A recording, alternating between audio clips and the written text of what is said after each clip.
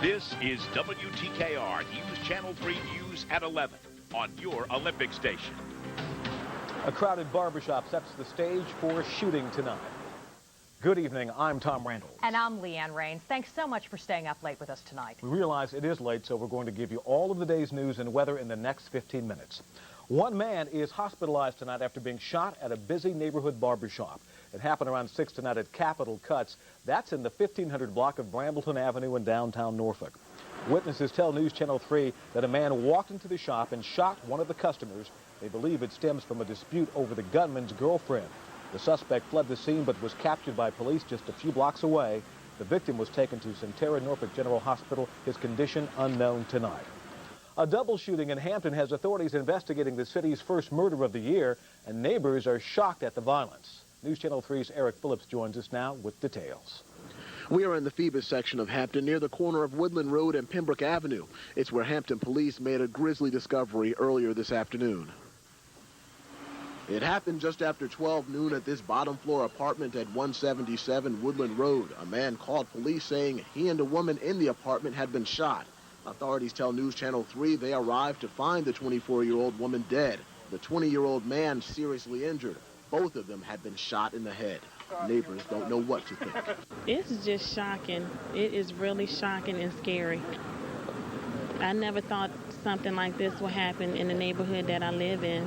Neighbors tell News Channel 3 the couple only lived here for a couple months, that they kept to themselves, and they say she had just recently had a baby, and that he frequently worked on his car. I guess, things like this going on today could happen anywhere. You want to move, but, you can move right back into it somewhere else. As authorities remove the woman's body, they continue to piece together what happened, but they do not believe this is the result of a dispute between the two victims. So far, no suspects have been named in this case, and we're told the 20-year-old victim remains in critical condition at Riverside Hospital and Newport News. Reporting from Hampton, Eric Phillips, News Channel 3. Hours have passed and now days, and police are still searching for a murder suspect in Virginia Beach. This is the man they want. He's shown in surveillance video from a Great Neck area 7-Eleven store. Police tell News Channel 3 that he's the second suspect in the murder of 27-year-old Kenneth Ponder. Police arrested the other suspect Wednesday afternoon thanks to a phone call from a pawn shop owner. He'd helped a man who tried to pass bloody money. He did some transactions, just redeemed some property that he had. Then he gave us some money. And police tell News Channel 3 that they have a strong working relationship with pawn shop employees and often make arrests based on their help. Is someone trying to poison your dogs? That's the question that residents in a Virginia Beach neighborhood are asking tonight. They live off Pleasure House Road in the Chesapeake Beach area, and they're worried about their pets' lives. But as News Channel 3's Arnell Diemendahl reports, some fear their kids are in danger as well. 50 milligrams twice a day for a month. Denise Parker keeps a close eye on the family dog Amos these days. That's because someone out there may not be as fond of him as she is. Amos has a very annoying bark. It's very high pitched, so I can see how it might irritate somebody. It all started around Thanksgiving when she found turkey bones in her yard. Bones that could have choked Amos to death. At first I thought, well, maybe somebody might have been trying to be cute, but then it kept happening, and that's when I started to get concerned. Other neighbors with dogs claim they've been finding bones in their backyards as well. Last week, Amos got so sick that he had to be taken to the vet. The most likely thing is that Amos swallowed rat poison in some form. The animal control officer who came to take my report said that people soak bones in this stuff and feed it to the dogs. Finding turkey bones was one thing, but finding them laced with poison was something else. Suddenly the Parkers weren't just concerned about their dog, they were concerned about their kids.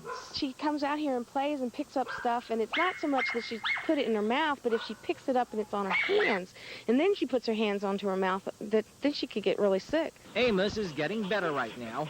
But the Parkers and their neighbors say they'll just have to keep an open eye on what goes on in their backyards. In Chicks Beach, Arnell Diemendahl, News Channel 3. Beach police are also searching for thieves who targeted Princess Anne High School last night. It happened right next to the school's main building at the Center for Pregnant Students. Police tell News Channel 3 they believe the crime happened sometime after 10. The culprits walked away with 6 computers, a printer, and a VCR, but hardly damaged the classrooms. Arrangements are being made so the students don't lose valuable class time. A group of bullies terrorize a young Virginia boy, and it ends in a terrible accident that has left him in a vegetative state for nearly 8 years. News Channel 3's Mary Kay Maloney is here to share his extraordinary story. Tell us, Mary Kay. Well, Tom, Eric Warner will be 17 soon, but developmentally, he's only 1 month old. He can't talk or walk. He can't sit up or even turn his head. His stepmother quit her job to stay home and take care of him, and his father is a security guard working 2 jobs to keep the family together. Hey, buddy.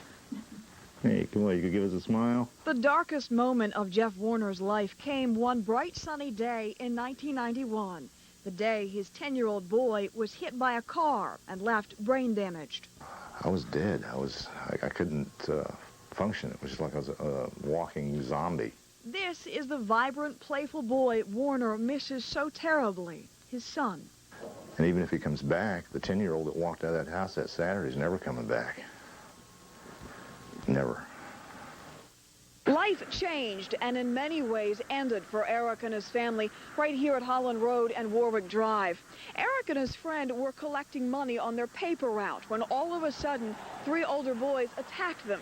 Eric tried to run across the street and get away, but he never made it. He was hit by a passing car. All right, stretch your arm out for me. I would love him to be able to talk, because that's what I miss the most. Dad, I miss you, or Dad, it's nice talking again. It's a wish this father will never give up on. Now, something just happened recently that has this family ecstatic. Their teenage boy just learned how to laugh. Some might consider that a small sign, but that is very significant. We wish the family the best. Absolutely. Wonderful family. Good story, Mary Kay.